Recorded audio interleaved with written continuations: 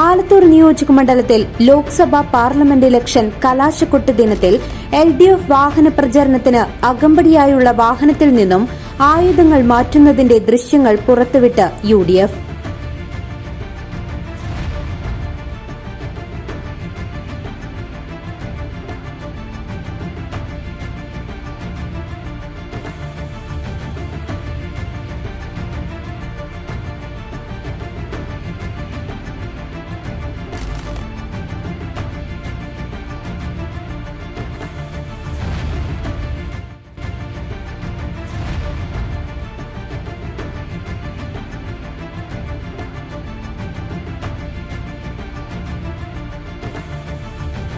ചേലക്കര തോന്നൂർക്കര പാറപ്പുറത്ത് സ്വകാര്യ വ്യക്തിയുടെ വീടിന് മുന്നിലാണ് ആയുധങ്ങൾ വാഹനത്തിൽ നിന്നും പുറത്തെടുക്കുന്ന ദൃശ്യങ്ങൾ പുറത്തുവിട്ടത്.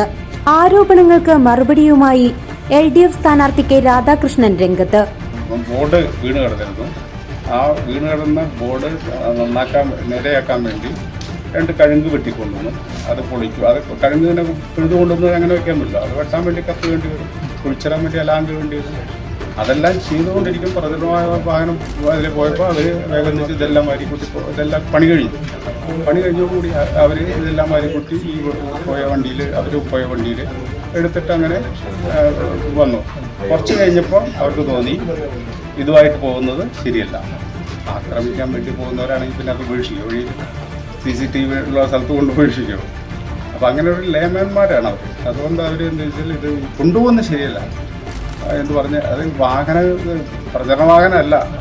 ഇപ്പം എല്ലാ മാധ്യമങ്ങളും റിപ്പോർട്ട് ചെയ്ത് പ്രചരണ ഭാഗത്തു നിന്ന് ആയുധം കണ്ടെടുത്തു എന്ന് പറഞ്ഞിട്ടാണ് പ്രചരിപ്പിച്ചത്. അത് പ്രചരണ മൂല്യത്തിന് വേണ്ടി അങ്ങനെയല്ലേ ചെയ്യാൻ പറ്റും. പക്ഷേ യഥാർത്ഥത്തിൽ പ്രചരണവുമായിട്ട് ബന്ധപ്പെട്ട ഒരു വാഹനമല്ല, വേറെ ഏതോ വാഹനമാണ് ഉപയോഗിച്ചത്. പിന്നെ അത് ഇതിനു വേണ്ടിയാണ് ഉപയോഗിച്ചത്. അതൊരു വാഹനം ആയുധമല്ല കെട്ടി എല്ലാം എടുത്ത് പുറത്ത് വെച്ച് അത് വഴിയിൽ ഒഴിച്ചു പോയി കഴിഞ്ഞാൽ അത് തിരിച്ചു വരുമ്പോൾ കിട്ടില്ല എന്ന് വെച്ച് അത് മാറ്റി വെക്കുകയും ചെയ്തു. ഇത്രയാണ് സംഭവിച്ചത്.